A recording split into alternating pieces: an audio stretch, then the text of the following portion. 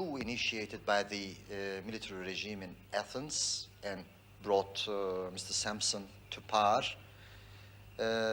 had heralded a new era of terrorism, massacres, and anarchy or chaos on the island, and we were sure that that would be the end of the independent state of Cyprus, a de facto enosis, even if the name were not to be uttered, and new massacres against the Turkish people. So we felt that if we didn't act in time, everything would have been lost, not only the freedom and safety of the Turks, but the whole state of Cyprus. So we had to do something about it immediately. But we didn't want to resort to military action. That's the reason why I went to Britain immediately after the coup. That is, I went there on the 17th and talked with Mr. Wilson, Mr. Callaghan, and their colleagues, and inquired if we could do something together as to guarantor powers. Unfortunately, I couldn't receive a positive reply, and we didn't have any time to lose, so we acted. Were you bitter about the response you got in London from Mr. Wilson and Mr. Callaghan that they could not do anything? No, I had no right to be bitter. Of course, they had to make their own decision, but I thought that there would have been a greater chance, there might have been a greater chance of finding a more peaceful solution to the immediate issue before us, if we could have acted jointly. Whatever the justification of the original landing, you in Turkey lost a lot of world sympathy with the breakdown of the Geneva Conference. There you were negotiating, but you issued an ultimatum. You were asked for just 36 hours to consider it, a question of peace or war, and you would not give it. You went back to war. Yes. What remote justification was there for not giving the 36 hours? Well, we had several reasons and justifications. One is that even in the beginning of this second round of Geneva talks, we had told the British, Greece, and the island Greeks about our suggestions. It wasn't something new that they learned on the sixth day of the conference. And it was obvious that our proposal would not be acceptable to the Greeks. We were also sure that they were trying to gain time, because after the change of regime in Athens, which we really welcome in Turkey, the Greek government had become aware that they were quickly regaining prestige in the international world, and they thought that if they had time, they could give the things the direction they wished in the diplomatic field. And another factor, there was a very serious case of security for the Turkish units. You know, large units were squeezed in a very small part of the island, and they were exposed to all sorts of dangers. But you had complete military predominance. Yes, but squeezed and almost imprisoned to a small area. They weren't being effective to secure the safety of the Turks elsewhere, and they could not even undertake their own security because they were exposed to all sorts of dangers within a small area, surrounded by Greek forces. But, Prime Minister, 36 hours is 36 hours, and it's difficult to believe that that short period would have totally changed the military scene. It does look, to many outsiders, as if you'd always intended to take a stage two and to take what you wanted by force, which is in fact what you did. Yes, but it was a matter of taking risks. We felt that we had taken all the risks we could regarding the security of the Turkish troops on the island by waiting so many days after the first Geneva talks. And there were several indications that the Greeks were after gaining time, after delaying tactics. Minister, how do you look at Greece? Greece, during this crisis, has had a change of government, but it's in a position now, since you have the military power on the island, where it would be almost too humiliating for Greece to just give in to you. How do you look at the Greek position? Well, if they looked at their foreign problems, international problems, in a realistic way, they shouldn't have a feeling of defeat. But unfortunately, they don't look at these matters in from a realistic and contemporary angle. I have repeatedly said recently that they cherish these memories of the old Byzantine history.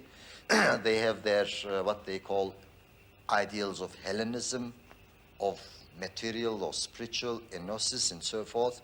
Now, any nation in the world who cherished such dreams of past historic glory would not find rest in the present-day world.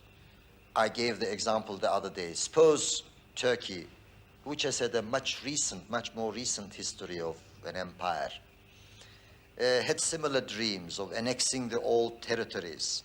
Where would Turkey have ended today? We would have been on very bad terms with all our neighbors. Suppose, take Britain. Suppose the British wanted to restore their empire.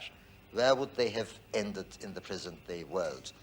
I think that if the Greeks realize the necessities of the age we are all living in, and appreciate that this is not the age of restoring empires, but this is the age where all empires have to end, are ending, then they could come to terms with our present-day world, with the realities of the region, and they could accommodate themselves to friendship with Turkey. After all, Mr. Mavros himself said recently that Greece and Turkey are condemned to live in friendship. I can't ask you to negotiate in public, but are you prepared to say that Turkey is prepared to give up part of the territory it now holds as part of a settlement? Well, I have said several times that the demarcation of the Turkish Cypriot control area is negotiable within reasonable bounds. It's obvious what I mean by this, but I use the term negotiable. So we should first start negotiating, and we will put this matter on the table. That's all that I can say. And I have also said that if sufficient security measures, particularly for the Turks living outside the Turkish-controlled area, are taken, which is that they should be allowed to migrate to the Turkish-controlled area if they wish. Once this is secured, we could start the phased reduction of the Turkish forces on the island, even without waiting for the start of the negotiations. Looking at Cyprus now, Prime Minister, there's no doubt that the areas that your troops have taken are economically the best bits of Cyprus, and they've taken them so firmly that you do have virtually effective partition. Is this a fair comment, that the rest of Cyprus that is left, Greek Cyprus, is virtually impossible to run as a viable economy?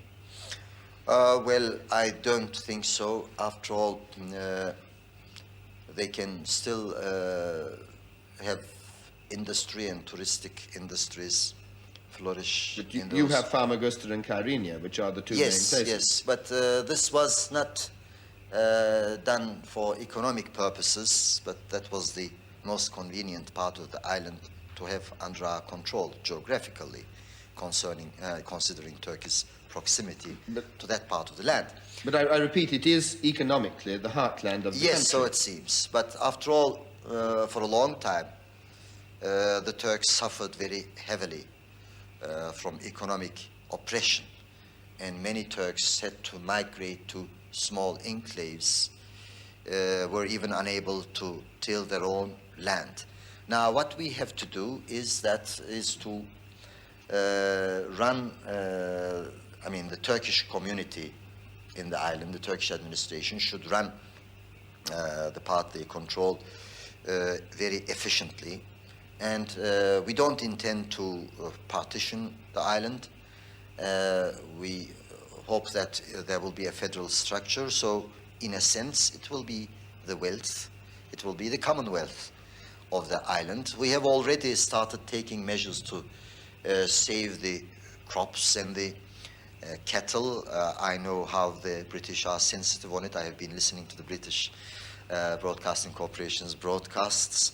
And I believe that we shall be able to save the orchards, the citrus, the orange, etc., and to start the touristic installations in places like Famagusta and But- Kyrenia operate again. But what about the people? There's a very, very large number of Greek Cypriots have moved out of those areas, those rich areas, and are now refugees. Do you believe that they can feel secure enough, you can make them feel secure enough, that they would wish to come back and live inside the Turkish sector? Well, obviously, they feel they will be very secure in the Turkish area, so that they want to return there. But on the other hand, we are faced with open threats from the Greeks that they intend to start guerrilla activities in the Turkish-controlled area. This is not sufficient encouragement for us to invite back all the Greeks that have migrated from the now Turkish-controlled zone. What happens to the rest then? Well, you see, it's a complex problem. Whereas the Greeks in the Turkish-controlled area obviously feel secure about their lives and properties, the Turks remaining in the Greek-controlled area do not feel secure. Most of them are still held as hostages. They can't return to their enclaves, to their lands. We believe that they should be given the chance of a safe passage to the Turkish-controlled area if they wish to do so. So we need room for these Turks in the Turkish-controlled area. Which means there won't be room for the Greeks to Well, we return. don't know how much room there will be left for the Greeks to return. This should be one of the primary issues that should be discussed around the negotiating table, either with the participation of the guarantor powers or among the two community leadership. Minister, you and Turkey were offended by the remarks of Mr. Callaghan after the Geneva conference that your army might well become a prisoner of Cyprus. Is there not a danger that you will get drawn deeper and deeper into Cyprus, particularly if terrorism and guerrilla war start there? Well, you should allow me to consider Mr. Callaghan's remarks as a warning, in the light of which we must take precautionary measures. That is, to prevent the possibilities of Greek terrorism emerging in the Turkish-controlled area. That should be one of our primary concerns. If most of the Turks, those Turks who wish to do so, settle in the Turkish-controlled area, and vice versa, there may be exceptions, of course, and we will never ask those Greeks who have remained in the Turkish-controlled zone to leave the zone. But if this will be the general pattern, there will be no danger of terrorism. And again, if you allow me to say so, the British position in the 50s was entirely different. You see, Britain was inevitably considered as an outsider, whereas the Turks on the island are not outsiders. It's their land also, and what they want to do is to live more safely and freely in their own motherland. So the situations are very different. Let me say, without sounding aggressive, that I don't think we will let terrorism emerge in the Turkish control.